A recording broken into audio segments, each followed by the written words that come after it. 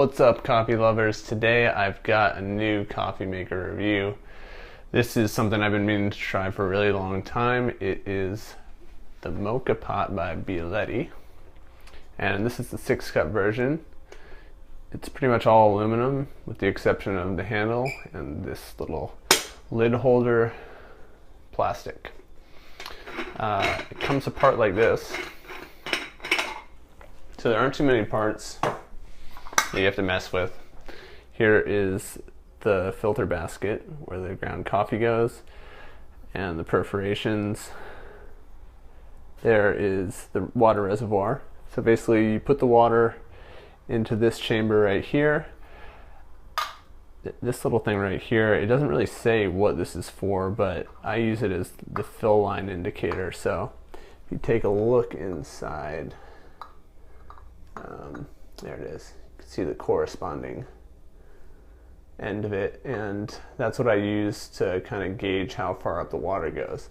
So it's really easy from a dosing perspective. This will pretty much give you, although it's a 6-cup coffee maker, allegedly it gives me 1 full mug if I'm just using the coffee that is brewed from it. Now I know some people will probably dilute it, but I'm not one of them. I think it's very good as is. So then once the coffee is in the filter basket, it just goes right on top, assuming your water is already in the reservoir. And then you screw the top on like this. And you want to make sure, the instructions say not to do it too tightly, but I found that if I don't do it tight enough, then the water starts to seep out around the edges. So there's one of the cons right there, I would say. And then the coffee is eventually going to, well, I should say the hot water is going to be heated up so it passes through into that filter basket. And that's where the coffee starts to brew.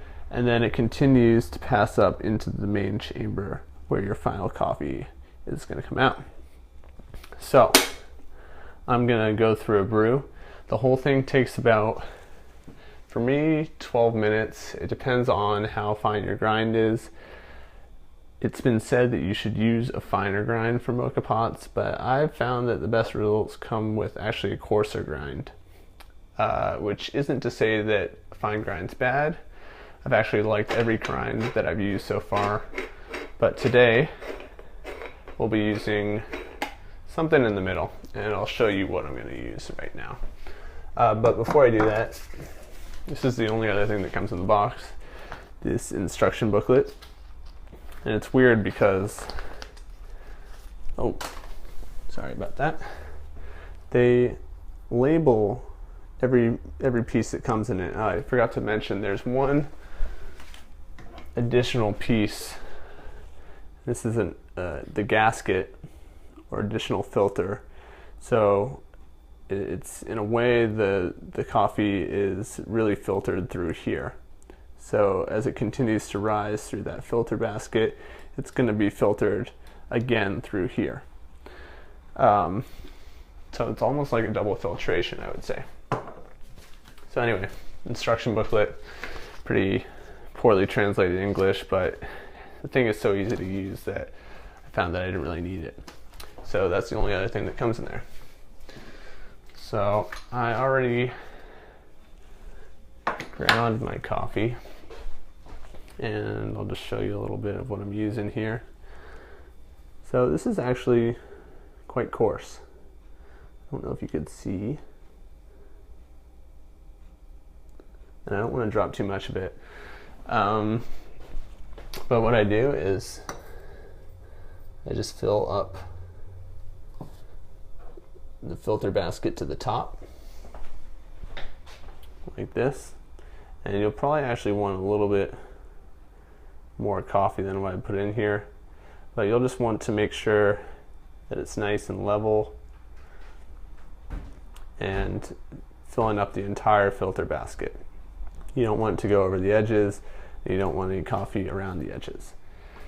So I'm gonna just remove the filter basket real quick because I haven't added my water yet, and I would recommend actually doing that before you do what I just did. So before I mess anything up here and spill coffee all over the ground, I will resume once I have the water in there. Okay, so once again, you do not want your water being too high up there. I've used this little notch once again to kind of gauge how high the water should be. If the water is too high, it's going to come up into the filter basket before the thing's even heated. So here's my filter basket with the coffee. You don't want to tamp this, just keep it loose and as evenly distributed as possible. Okay, like that. We'll screw the lid on. So one of the things I really like about this coffee maker, it's really easy to use. One of the qualms that people have is that it's all aluminum, and whether there's accurate research or not, people think that leached aluminum is terrible for your health. I am of the camp that doesn't believe that. I don't think there has been enough research that has shown that. But even if it is bad for you, I'd much rather have aluminum in my final cup of coffee than unknown plastic chemicals, BPA free or not. So I'm going to show you how this works. I'm just going to put it on a stove and have it running on low heat. The brew time itself is very, very long in my opinion. It takes at least 10 minutes. But as far as portability goes, this is probably the best option. I'm going to take this camping over my AeroPress probably, because I'll get more coffee out of it. It's very good. I think it's better than French press. So I'll see you on the other end at the stove. Okay, so let me first show you about how hot or how high your burner should be. So this is too much. It's too hot. I have it down to about here. So very low heat. I'm not sure how these are supposed to work on an electric stove. I think it's fine, but you'll want to check on that yourself with the manufacturer. I think it says in the instruction booklet. Other reviewers also have information on that. But basically a very low flame is what you want. Once you start hearing that hissing noise, you'll notice that coffee starts to brew, come out of the spouts here. And it should come out in an espresso-esque color.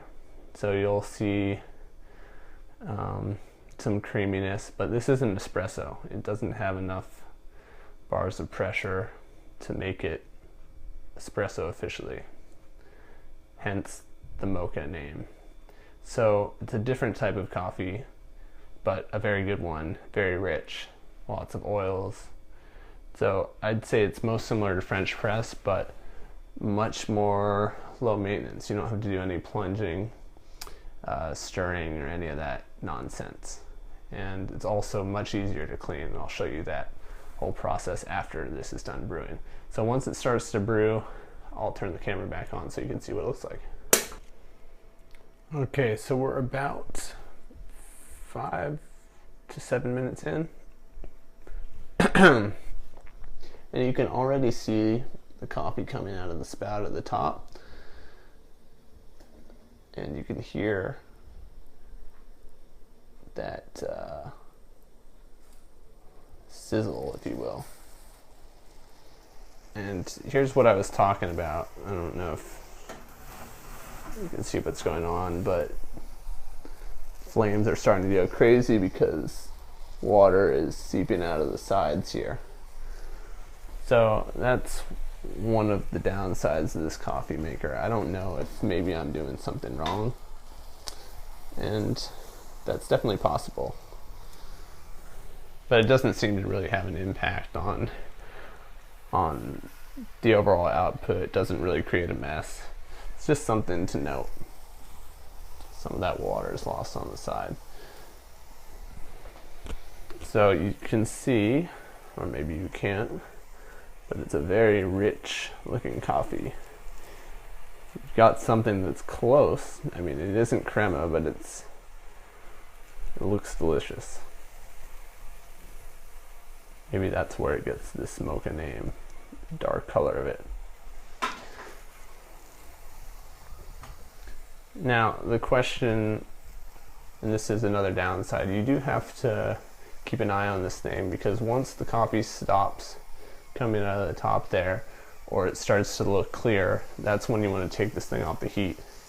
So you're not going to get any beep, of course, to tell you when it's done. You're just going to have to keep an eye on it. So already it's starting to look a little bit thin and watery. So I'll want to be taking it off the burner any second now. And in fact, I think I'll do that right now. So there's a look at it. I'm going to pour it out. To show you what I was talking about, and this is enough coffee for one of these mugs. Yes, it's very rich, pretty concentrated, but depending on what your taste preferences are, this will probably need to be diluted. For many people it won't. So I suggest trying it first. If it's too strong, then go ahead and add hot water. Something else to note is I've heard that people can expedite the brew process by already adding hot water to the bottom chamber. I can't say if this has any negative impact or not on the final coffee output, but maybe that will be for another day. Quick experiment. So I'm going to turn this off one more time, and I'm going to show you how easy it is to clean this thing. Coffee, though, is fantastic, so I'm not even going to bother taking a sip. I'm going to wait for it to cool off. One of the best parts about the Bialetti Moka pot is how easy it is to clean. First step in cleaning it is to wait for it to cool down, because it's going to be really hot. If you can't wait, like me right now, you can just run some cold water along the outside, and this will help it cool down pretty quickly. You don't want to use any soap or harsh metal. You just want to rinse the Bialetti with tap water. So you unscrew it just like we did before when we were doing the brewing, and you'll take out the filter basket. So I just do it like that. Okay, and then you'll go dump the ground coffee into, before it burns your hand off, dump it into your compost bin or garbage if you're a terrible human like I am. Just kidding, of course. But compost is ideal. So give that a rinse. And give the reservoir a rinse. And give your top coffee chamber a rinse. And then the often neglected bottom gasket. Give that a little rinse too. Maybe a wipe down. Let it dry. Voila, done. So that was pretty simple. One of the great things about this coffee maker. So there you guys have it. That is, or this is the Bialetti, very hot mocha pot. Make sure you don't touch the edges, at least for a while. Wait to clean this thing. It is very easy to use, makes incredible coffee, comparable to a French press. In my opinion, it's better. It is portable, probably your best option in terms of taking it to go camping or packing it in your suitcase. No electricity required, you just need an open flame. The construction is great. This thing I know will last a long time. The only thing that really needs to be replaced from time to time is the gasket, that second filter I showed you. I can't say how long they last, so I'll have to do an update later, but this is very low cost, easy to use, easy to clean, great tasting coffee. I mean, there's few cons, if any. Those would be that the water tends to seep out of the sides. The brew process is longer than most. It doesn't quite make as many cups as I'd like. And the aluminum construction, a little bit shaky ground, I know, for many people. But those are really the only complaints I have about it. So once again, that's the Bialetti Moka pot. Definitely recommend you check out this really underrated brew process, at least here in the States. So I'll see you guys next time. Thanks for watching.